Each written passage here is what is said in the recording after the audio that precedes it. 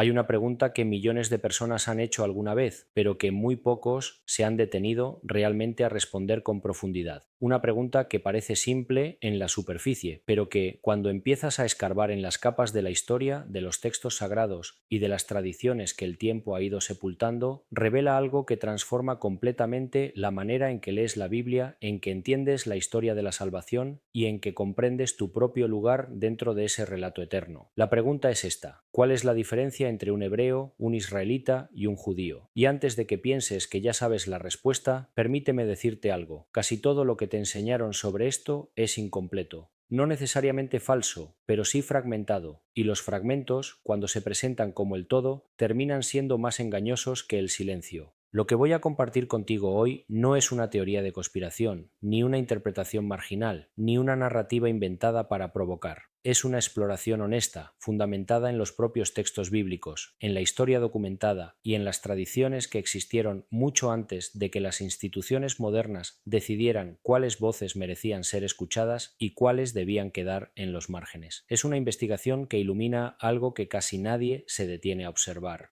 Y aquí está la primera revelación, la que no puede esperar hasta el final del vídeo. Estos tres términos, hebreo, israelita, judío, no son sinónimos, nunca lo fueron. Cada uno describe una realidad distinta, una identidad distinta, un momento distinto en la historia del pueblo que Dios eligió para llevar su mensaje al mundo. Confundirlos no es un error menor, es como confundir el nombre de una persona con el nombre de su familia, y el nombre de su familia con el nombre de su nación. Son niveles diferentes de identidad, y cuando los colapses en uno solo, pierdes algo fundamental: la dimensión narrativa de cómo Dios se revela a través del tiempo, de la descendencia y de los pactos que Él mismo estableció. Esto importa para entender quiénes son los personajes de la Biblia y en qué contexto hablaban. Importa para entender las promesas, porque no todas las promesas fueron hechas al mismo grupo, en el mismo tiempo, bajo las mismas condiciones. Importa para entender la profecía, porque muchas de las profecías del Antiguo Testamento están dirigidas con una especificidad que se pierde completamente cuando asumimos que todos esos nombres son intercambiables. Y en un nivel más profundo y personal, importa para ti, porque si el relato bíblico es verdad, entonces tú también eres parte de esa historia. Y no puedes saber bien qué parte eres si no comprendes las distinciones fundamentales del relato mismo. Vamos a empezar desde el principio, no desde donde la mayoría de las conversaciones sobre este tema empiezan, que es generalmente en el Éxodo o en el Reino Dividido, sino desde un momento mucho más antiguo, desde un hombre que vivía en la región de Ur, en la Mesopotamia, y que escuchó una voz que lo cambió todo. Porque la historia de los hebreos, de los israelitas y de los judíos no empieza con una nación, empieza con una persona. Y eso es, en sí mismo, uno de los detalles más profundamente reveladores de toda la narrativa bíblica. Quédate conmigo, porque lo que está a punto de desplegarse no es solamente historia, es el hilo invisible que conecta el pasado más remoto con el presente más inmediato. Y si escuchas con atención, al final de este recorrido verás la Biblia con ojos completamente nuevos. Empecemos con el término más antiguo de los tres, hebreo. En hebreo bíblico, la palabra es ibri, y ya desde su raíz hay algo que la mayoría de las personas no ha escuchado jamás. La raíz de ibri viene del verbo abar, que significa cruzar, pasar al otro lado, atravesar. Un hebreo, en su sentido más literal y más original, es alguien que ha cruzado, alguien que está del otro lado, alguien que ha pasado a través de una frontera. La primera vez que este término aparece en la Biblia es en Génesis 14:13, cuando se describe a Abraham como Abram el hebreo. Abram ha-Ibri. Este es el primer uso documentado de esa palabra en todo el texto sagrado, y lo que resulta fascinante es el contexto. Abram acaba de salir de Ur de los Caldeos, ha cruzado ríos, ha atravesado regiones enteras, ha dejado atrás su tierra, su familia, su cultura, literalmente ha cruzado al otro lado. Pero hay una capa más profunda que la puramente geográfica. Hay una tradición rabínica antigua, preservada en el Midrash y citada por varios comentaristas hebraicos medievales, que propone que la expresión Abram ha-Ibri no solo describía su origen geográfico o sus viajes, sino su posición espiritual. Todo el mundo estaba de un lado, adorando a los ídolos, viviendo dentro del sistema de pensamiento religioso de la Mesopotamia y de Canaán, y Abram estaba del otro lado, solo, separado, diferente, dispuesto a seguir una voz que nadie más parecía escuchar. Eso es un hebreo, en su sentido más primigenio. No es una etnia definida genéticamente, no es un sistema legal o religioso, es una posición, es una orientación del alma, es alguien que ha cruzado la frontera invisible entre la multitud que vive conforme al mundo y el individuo que decide responder al llamado de lo eterno. Y aquí hay algo que casi nadie ha notado. Cuando Dios llama a Abram en Génesis 12, no lo llama con ningún título tribal ni nacional. No le dice, tú, el representante de tal pueblo, le dice, vete de tu tierra, de tu parentela y de la casa de tu padre. Lo llama a él, al individuo, antes de que exista ninguna tribu, antes de que exista ninguna nación, antes de que exista ningún sistema religioso organizado. Dios establece una relación con una persona, y la promesa que le hace en ese momento es la semilla de todo lo que viene después. Haré de ti una nación grande, y te bendeciré, y engrandeceré tu nombre, y serás bendición. Esta es la primera capa, y es importante que la sostengas en la mente mientras avanzamos, porque todo lo que viene después se construye sobre este fundamento. La identidad hebraica, en su origen, es una identidad de llamado, de separación voluntaria, de respuesta personal al Dios que habla. Abraham viajó, Abraham cruzó, Abraham fue el primero en llevar ese nombre, y su historia es la semilla de todo lo demás. Pero el término hebreo siguió siendo utilizado en contextos muy específicos a lo largo de la Biblia. Aparece en Génesis cuando José es vendido como esclavo y los egipcios lo llaman hebreo. Aparece en el Éxodo cuando Moisés ve a un hombre egipcio golpeando a un hebreo. Aparece en el libro de Jonás cuando el profeta, en medio de la tormenta, les dice a los marineros: soy hebreo. ¿Notas el patrón? La palabra hebreo tiende a aparecer en contextos de distinción étnico-cultural, especialmente cuando hay un extranjero involucrado, cuando alguien de afuera necesita identificar a alguien de dentro. Es un marcador de alteridad. Es la manera en que los otros les llamaban y, en ciertos momentos, la manera en que ellos mismos se identificaban ante los de afuera. Pero dentro de la comunidad, dentro del relato propio del pueblo, el término que se volvió central fue otro, y ese otro término es el que abre la segunda gran capa de esta historia. Pero antes de llegar ahí, hay algo en la historia de Abraham que muy pocas personas conocen y que cambia el significado de todo lo que viene después. Hay un momento silencioso y profundo que ocurre en Génesis 17 y que plantea una pregunta que los teólogos han debatido durante siglos. ¿Cuándo exactamente comienza la historia de Israel? Para entender el término israelita, tienes que entender primero uno de los momentos más extraños, más íntimos y más misteriosos de todo el texto bíblico. Un momento que ocurre de noche junto a un vado del río Jaboc y que involucra a un hombre luchando solo contra una presencia que no puede nombrar. El hombre es Jacob, el nieto de Abraham, el hijo de Isaac, y la noche que pasa junto al Jaboc, registrada en Génesis 32, es una de las escenas más densas en simbolismo de toda la escritura. Jacob ha pasado 20 años en tierra extraña, ha formado una familia, ha acumulado riquezas y ahora regresa a enfrentar a su hermano Esaú, al que engañó años atrás. Está solo, en la oscuridad, y de repente alguien lo agarra y comienza a luchar con él. El texto dice simplemente: y luchó con él un varón hasta que rayaba el alba. No dice un ángel, no dice Dios directamente, dice Ish, un hombre, una presencia indefinida, misteriosa, que no quiere ser nombrada. Y Jacob lucha toda la noche, y no suelta, y al amanecer, esa presencia le toca el tendón del muslo, lo hiere y le dice: suéltame, porque ya raya el alba. Y Jacob, herido, exhausto, responde: no te dejaré ir si no me bendices. Y entonces ocurre la cosa más impresionante de toda la escena. La presencia le pregunta: ¿cuál es tu nombre? Y cuando Jacob responde, la presencia dice esto: no se dirá más tu nombre Jacob, sino Israel, porque has luchado con Dios y con los hombres y has vencido. Israel, en hebreo, Yisrael, compuesto de dos elementos: Sara, que significa luchar, batallar, prevalecer, y él, que es uno de los nombres de Dios. Israel significa el que lucha con Dios, o aquel con quien Dios lucha, o el que persiste y prevalece ante Dios. Este no es un nombre que Jacob eligió, es un nombre que fue dado, es un nombre ganado en la oscuridad, en la soledad, en el punto de mayor vulnerabilidad y mayor determinación de su vida, y es significativo que el nombre venga acompañado de una herida.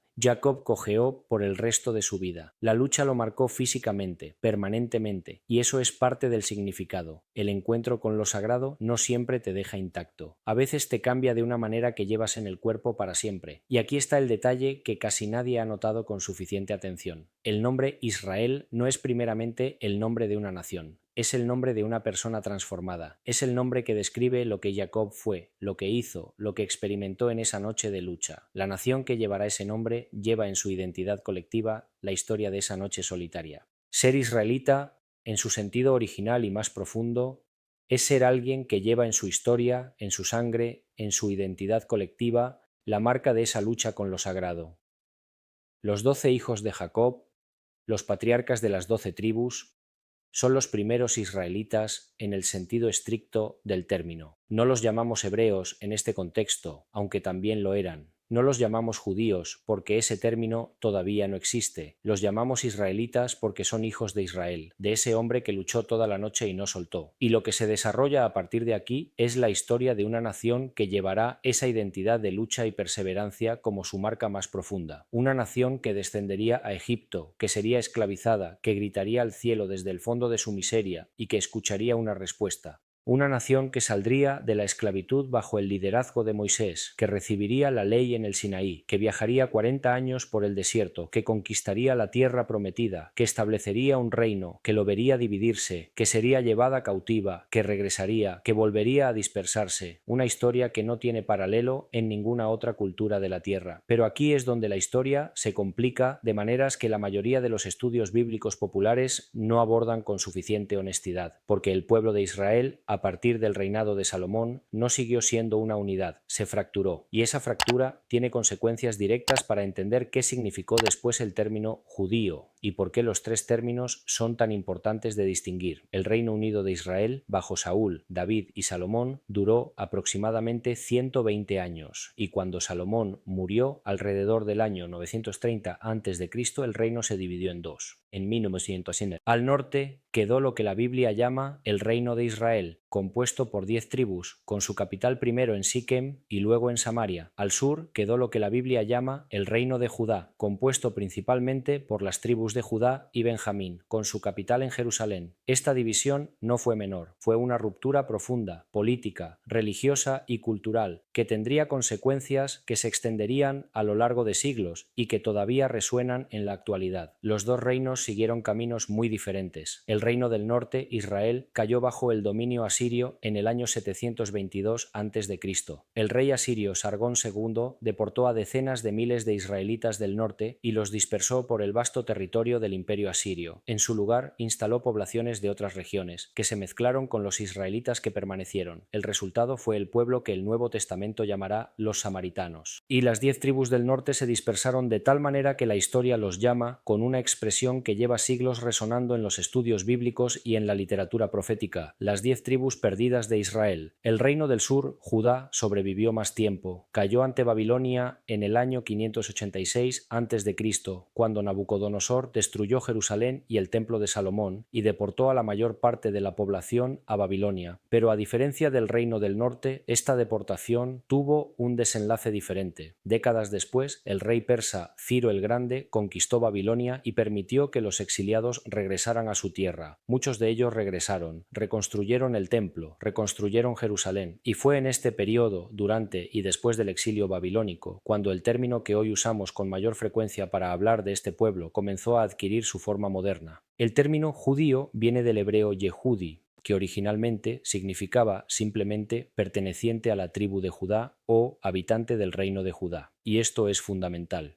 Judío es originalmente un término tribal y geográfico, no un término que abarcaba a todo el pueblo de Israel. Pero aquí es donde la historia da un giro que transforma completamente el panorama. Después del exilio y el regreso, los que reconstruyeron Judea y Jerusalén fueron principalmente los descendientes del reino del sur, de las tribus de Judá y Benjamín, con algunos levitas y sacerdotes. Las 10 tribus del norte estaban dispersadas, asimiladas, perdidas en la vastedad de los imperios del antiguo cercano oriente. Y así, con el tiempo, el término Yehudi, judío, fue expandiendo su alcance semántico. Empezó a designar no solo a los de la tribu de Judá, sino a todos aquellos que practicaban la religión y la cultura del judaísmo que se había desarrollado en Judea, la observancia de la Torá, la circuncisión, el Shabbat, las fiestas, el monoteísmo estricto. Este es el momento en que la identidad judía comienza a tener una dimensión religiosa y cultural que trasciende lo puramente genealógico, y esta transición es absolutamente clave para entender el judaísmo tal como lo conocemos hoy y para entender por qué en el Nuevo Testamento los términos se usan con una precisión que muchos lectores modernos pasan por alto. Pero la verdad va aún más lejos, porque hay un texto, un detalle específico en el libro de Esther que ilustra con una claridad asombrosa cómo este proceso de expansión semántica del término judío ya estaba ocurriendo en el período persa y que plantea una pregunta que muy pocos estudiosos han respondido de manera satisfactoria. El libro de Esther es uno de los libros más extraordinarios del canon bíblico. Es el único libro del Antiguo Testamento en el que el nombre de Dios no aparece explícitamente y, sin embargo, su presencia se siente en cada página, en cada coincidencia que no es coincidencia, en cada momento en que el destino de un pueblo entero gira en el umbral de la decisión de una sola persona. Pero hay un versículo en el capítulo 8 que la mayoría de los lectores pasan por alto y que es uno de los textos más reveladores de todo el canon cuando se trata de entender la identidad judía. En Esther 8:17, después de la victoria sobre Amán, el texto dice: «Y muchos de entre los pueblos de la tierra se hacían judíos, porque el temor de los judíos había caído sobre ellos». Detente aquí. Se hacían judíos, en hebreo Mityahadim. Esta es la primera aparición en el texto bíblico de una forma verbal que describe el proceso de adoptar voluntariamente la identidad judía, no por descendencia, no por nacimiento, sino por conversión, por asimilación, por una elección activa de afiliarse a ese pueblo y a su fe. ¿Qué nos dice esto? Nos dice que ya en el período persa, en el siglo V a.C.,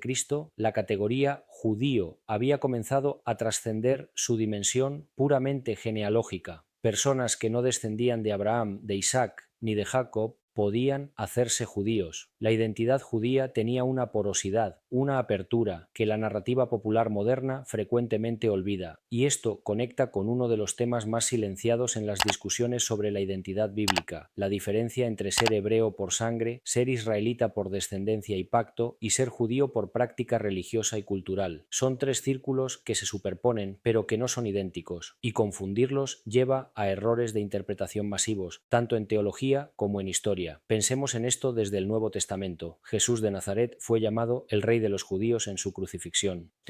Pero Jesús era de la tribu de Judá, por lo tanto era judío en el sentido genealógico estricto. Era israelita porque descendía de Jacob, de la tribu de Judá, a través del linaje de David, y era hebreo en el sentido más amplio, como descendiente de Abraham, del hombre que cruzó, que respondió al llamado, que estuvo del otro lado cuando todo el mundo estaba del mismo lado. Los tres términos convergen en él, pero también se distinguen en él, porque Jesús en los Evangelios tiene conversaciones profundamente reveladoras con personas que son judías en un sentido, pero no en otro. Piensa en la conversación con la mujer samaritana en Juan 4. Los samaritanos descendían parcialmente de las 10 tribus del norte. Tenían el Pentateuco, adoraban al mismo Dios, pero no eran considerados judíos por los judíos del sur. Había una fractura histórica, cultural y religiosa que se remontaba al cisma del siglo X antes de Cristo, y Jesús cruza esa fractura, se sienta junto al pozo, inicia la conversación, rompe no solo la barrera de género, sino la barrera étnico-religiosa que dividía a un pueblo cuya raíz común estaba en el patriarca Jacob. Y hay otro detalle en esa conversación que es absolutamente extraordinario. La mujer samaritana le dice a Jesús: «Nuestros padres adoraron en este monte, y vosotros decís que en Jerusalén es el lugar donde se debe adorar». Y Jesús responde: «La salvación viene de los judíos», pero inmediatamente añade: «Mas la hora viene, y ahora es, cuando los verdaderos adoradores adorarán al Padre en espíritu y en verdad». La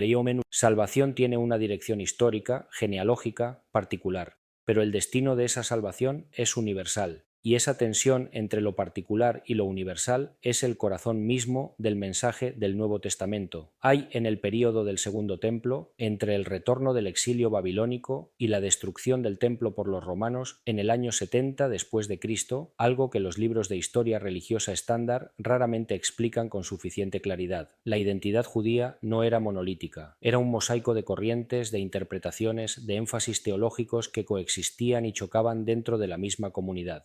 Cuando lees el Nuevo Testamento y encuentras a los fariseos, los saduceos, los escribas, los celotes, los esenios, este último grupo no aparece mencionado directamente en el Nuevo Testamento, pero los rollos del Mar Muerto descubiertos en 1947 en las cuevas de Qumrán nos dieron acceso a su literatura. Estás viendo no una religión unificada, sino un campo de fuerzas en tensión constante. Cada uno de estos grupos tenía su propia interpretación de qué significaba ser judío, qué significaba ser fiel al pacto de Israel y cómo debía llegarse al cumplimiento de las promesas. Los fariseos fariseos creían en la resurrección de los muertos, en la aplicación minuciosa de la ley oral además de la escrita, y en la democratización de la santidad, la idea de que cada hogar judío podía ser tan sagrado como el templo si se vivía con suficiente observancia. Los saduceos rechazaban la ley oral, rechazaban la resurrección y estaban fuertemente asociados con el sacerdocio del templo y con la clase aristócrata que había llegado a acomodaciones pragmáticas con el poder romano. Los celotes creían que la solución era la resistencia armada, que Dios no actuaría en favor de Israel hasta que Israel tomara la iniciativa de liberarse por la fuerza. Los esenios se habían retirado al desierto, creían que el templo de Jerusalén estaba corrompido y esperaban un fin de los tiempos inminente en el que Dios mismo purgaría la tierra. Y en medio de todo este panorama entra Jesús de Nazaret, que no encaja perfectamente en ninguna de estas categorías. Cita la ley con una autoridad que asombra a los fariseos, critica al sacerdocio con una dureza que incomoda a los saduceos, rechaza la violencia de los celotes, no se retira al desierto como los esenios.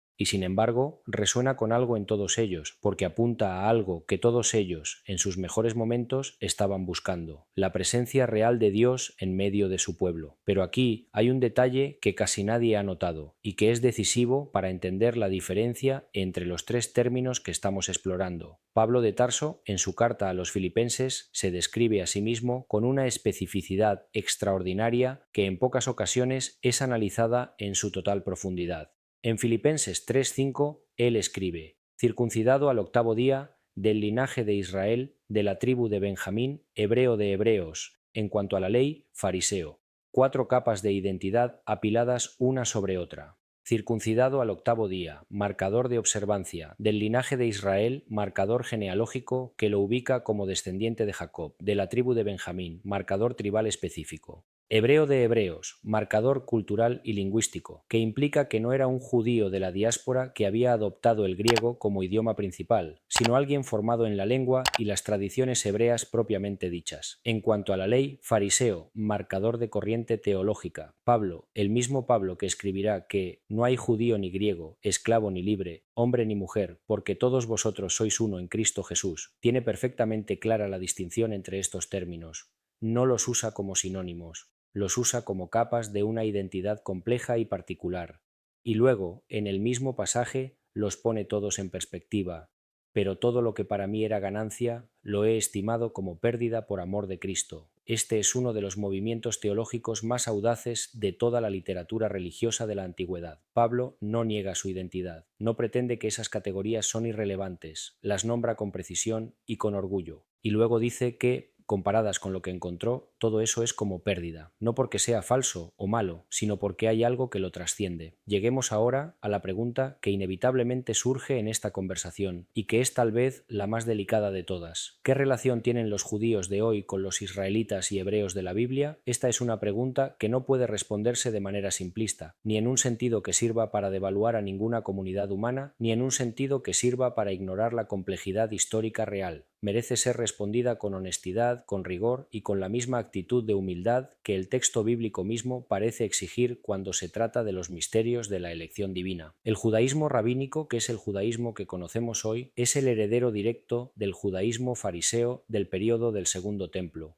Después de la destrucción del templo en el año 70 después de Cristo, el judaísmo como sistema religioso tuvo que reinventarse profundamente. El templo ya no existía, los sacrificios ya no eran posibles, la casta sacerdotal quedó sin función central. El judaísmo rabínico respondió a esta crisis transformando la oración y el estudio de la Torá en los sustitutos del sacrificio y convirtiendo la sinagoga en el nuevo centro de la vida religiosa. El Talmud, completado entre los siglos XIII y VI después de Cristo, se convirtió en el texto fundacional de este judaísmo post-temple. Esta transformación es extraordinariamente significativa. El judaísmo que existe hoy no es exactamente el mismo sistema que encontramos en el Éxodo, ni el mismo que encontramos en el tiempo de David, ni el mismo que encontramos en el tiempo de Jesús. Es una tradición viva que ha evolucionado a través de 2000 años de exilio, reflexión, debates y adaptaciones. Y los judíos actuales, tanto los ashkenazim de Europa del Este, como los sefardíes del mundo mediterráneo, como los mizrajíes de Oriente Medio, como los Beta Israel de Etiopía, como los Bene Israel de la India, representan una diversidad enorme de tradiciones, culturas y genealogías. La afirmación de continuidad con el Israel bíblico es parte central de la identidad judía, Y hay evidencias históricas, arqueológicas, genéticas y textuales que apoyan una continuidad real, aunque compleja y no uniforme. Pero también es verdad que 2000 años de diáspora, de mezcla con las poblaciones locales en los lugares de exilio, de conversiones, de persecuciones y de reacomodos demográficos, han producido una historia que es mucho más matizada que la narrativa simple de los judíos de hoy son los israelitas de la Biblia. Y aquí es donde el texto bíblico mismo introduce una perspectiva que desafía tanto al supersesionismo simplista, la idea de que la Iglesia reemplazó completamente a Israel, como al exclusivismo genealógico estricto. Pablo, en el capítulo 11 de su carta a los Romanos, utiliza una de las metáforas más complejas y más densas de todo el Nuevo Testamento, la del olivo cultivado y el olivo silvestre. El olivo cultivado es Israel. Sus raíces son las promesas hechas a los patriarcas. Algunas de sus ramas fueron desgajadas, dice Pablo, por su incredulidad, y a ese olivo cultivado, con esas raíces antiguas y profundas, fueron injertadas ramas del olivo silvestre, los gentiles que reciben el Evangelio. Y Pablo advierte con una seriedad que pocas veces se enfatiza, que esas ramas injertadas no se ensoberbezcan contra las ramas naturales, porque si Dios no perdonó a las ramas naturales, tampoco perdonará a las injertadas. Esta metáfora es una de las más equilibradas y más honestas del canon bíblico cuando se trata de la relación entre Israel y las naciones. No dice que Israel fue reemplazado, no dice que las naciones son irrelevantes, dice que hay un árbol, que ese árbol tiene raíces antiguas y sagradas, que algunas ramas han sido quitadas y otras injertadas y que Dios puede, si quiere, volver a injertar las ramas originales. Cuanto más estos, que son las ramas naturales, serán injertados en su propio olivo.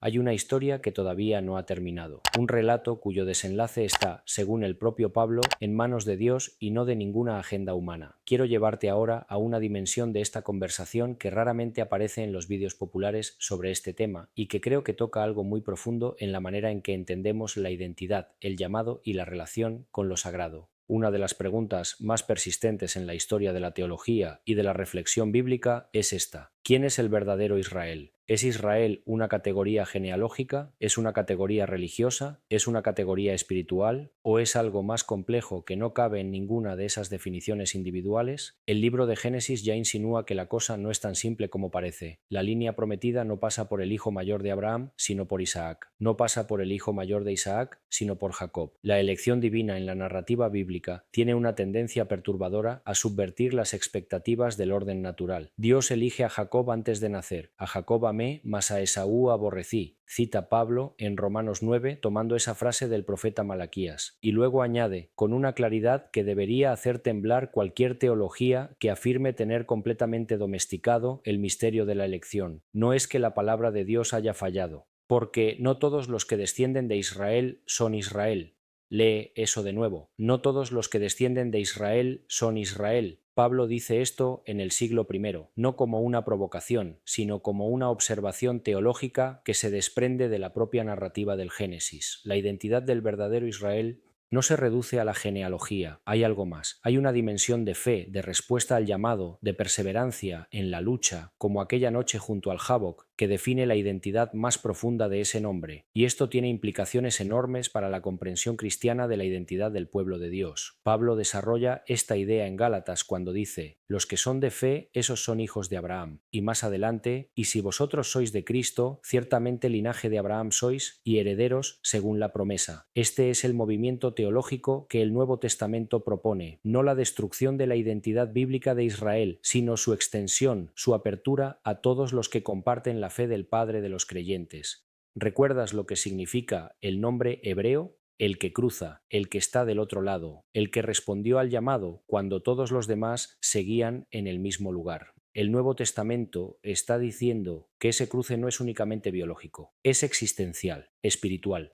Todo aquel que responde al llamado de Dios con la misma disposición que Abraham mostró esa noche en Ur, cuando dejó todo para seguir una voz que nadie más escuchaba, entra en ese linaje de una manera que trasciende la sangre pero que no la niega. Esto no cancela la promesa a Israel según la carne. El capítulo 11 de Romanos es suficientemente claro al respecto, pero amplía la promesa, la extiende, la abre hacia un horizonte que ningún profeta del Antiguo Testamento vio completamente, aunque todos lo presintieron. Isaías presintió que las naciones vendrían a la luz de Israel. Amós habló de un día en que los gentiles llevarían el nombre del Señor. El Salmo 87 menciona a naciones enteras siendo contadas entre los nacidos en Sión. El horizonte siempre fue más amplio de lo que cualquier interpretación exclusivista ha querido admitir. Llegamos ahora al punto donde todo esto toca tu vida. Porque no estamos aquí solo para hacer un ejercicio académico sobre la semántica de 3 palabras en hebreo bíblico. Estamos aquí porque estas distinciones tienen implicaciones reales para la manera en que te lees a ti mismo, en que lees a los demás y en que entiendes el relato mayor dentro del cual tu propia historia está inscrita. Si eres cristiano, ya sea que tu familia provenga de Europa, de América Latina, de África, de Asia, el texto bíblico te dice algo radical. Eres parte del linaje de Abraham por fe. Eso no es una metáfora piadosa. Es la afirmación teológica central de Pablo, desarrollada con más rigor y más pasión que casi cualquier otra idea en sus cartas. Eres una rama injertada en un árbol, cuyas raíces son antiguas, cuyas promesas son irrevocables, porque irrevocables son los dones y el llamamiento de Dios, dice Pablo en Romanos 11:29, y cuya historia todavía no ha llegado a su punto final.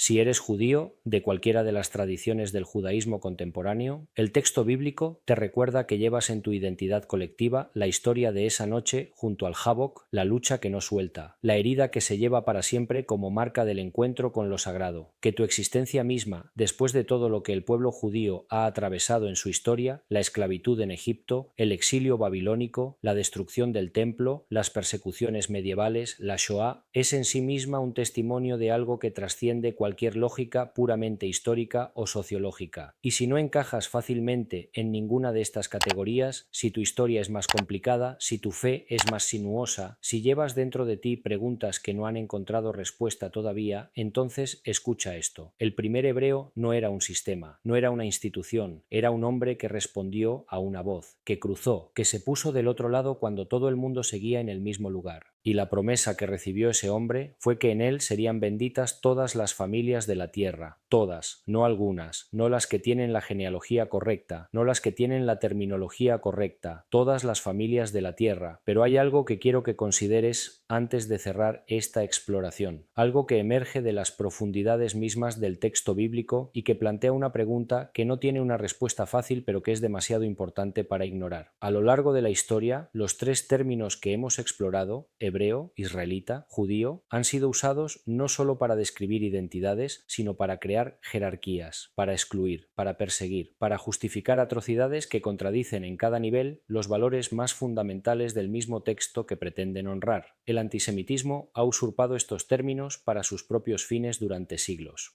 El supersesionismo cristiano ha usado la categoría de Israel espiritual para desposeer al pueblo judío de su herencia histórica. Ciertos movimientos han reclamado estos términos para construir narrativas de supremacía racial que no tienen ningún fundamento en el texto bíblico propiamente leído, y aquí es donde la honestidad intelectual y espiritual exige decir algo con claridad. La Biblia no apoya ninguna de esas apropiaciones. La narrativa bíblica no es una narrativa de supremacía. Es una narrativa de servicio. El pueblo elegido no fue elegido para dominar a los demás, fue elegido para ser bendición a los demás. En ti serán benditas todas las familias de la tierra. La elección en la narrativa bíblica no es un privilegio de poder, es una responsabilidad de intermediación, de testimonio, de llevar la luz de la presencia divina a un mundo que no la conoce todavía plenamente. Moisés entendió esto cuando intercedió por el pueblo en el desierto, poniendo su propio nombre en juego ante Dios. Los profetas lo entendieron cuando, en nombre de Dios, denunciaron a los mismos israelitas que se creían seguros por su identidad genealógica, pero habían abandonado la justicia, la misericordia y la humildad que eran el corazón del pacto. Amós lo dice con una claridad demoledora. ¿No son como hijos de los etíopes para mí, oh hijos de Israel? ¿No hice subir yo a Israel de la tierra de Egipto y a los filisteos de Caftor y de Kir a los sirios? La elección no cancela la humanidad compartida, la presupone. Y Jesús de Nazaret, que fue hebreo, israelita y judío en el sentido más completo de los 3 términos, vivió su vida entera como una exposición de lo que el corazón de esa identidad siempre debió ser. No acumulación de privilegio, sino vaciamiento de sí mismo, no dominio, sino servicio, no exclusión, sino un amor que cruzó cada frontera que el mundo había construido.